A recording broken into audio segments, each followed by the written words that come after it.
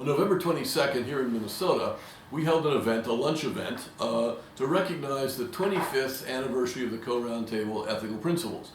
These principles resulted from an initiative by a small group of Minnesota business leaders who in turn were following a kind of special Minnesota heritage or legacy of community responsibility in running businesses, and then in using the wealth made from business to support the arts, to support culture, to support philanthropy, higher education, and very importantly, decent politics.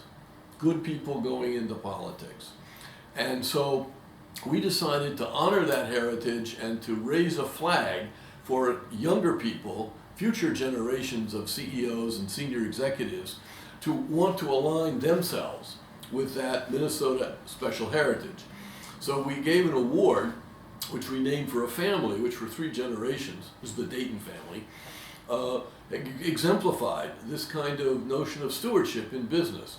And we gave the award to Douglas Baker Jr., who's been the CEO of Ecolab here in St. Paul for a number of years, and as he has increased gross sales at the top, net return to owners at the bottom, he has taken Ecolab into the air. What is part of his business is sanitation and water control in restaurants and things like that. By using new technology, they've saved water with the equivalent, which could take care of something like 600 million human beings in a year. So he's actually achieving some of the United Nations Sustainable Development Goals while he's running a business making a profit. So Doug's career and his company now is proof of concept for the Caux Roundtable, that you can use private energy, private enterprise, private incentives, customers who want to buy something because it has value for them, other people who want to make that thing or give that service because it then has some value for them, financial value, but also pride and a sense of accomplishment and contribution. You can actually have this, and it has all the advantages of decentralization and focusing in on what people want rather than what some elite or some philosopher king thinks is right and good for all of us.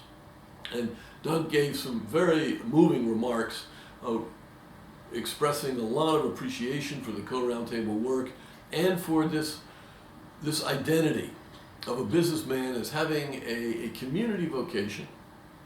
Then we were very pleased that Paul Polman, who has stepped down after a number of years as the CEO and chair of Unilever, flew over from London to give us his feeling. And I say feeling because Paul spoke very personally, very emotionally. He didn't read a speech written for a CEO by some very well-educated, articulate speechwriter. He was talking about the obligations. I guess I would say it's the sort of the simple moral point that with power comes responsibility. If you're running a business, small business, medium or large business, if you are in a position to make things better or worse for other people, and you want to recognize that you are an important person because you have the opportunity, and the opportunity then should lead to a sense of responsibility. And Paul talked about how he had worked on that with Unilever, particularly with small packages and environmental friendly approaches for particularly hundreds of millions of people in India who use soap. And he reminds us that I think the first Unilever product in 1870 or something like that was, I think, Lifebuoy soap. What does soap do? It kills bacteria. What do bacteria do? They kill people. If you kill bacteria, then you save people's lives. And so soap, something as simple as soap, has expanded human happiness, human well-being, and human lifespans. And using that as a sense of how business should focus on outcomes. Good outcomes to do more of, and bad outcomes to avoid.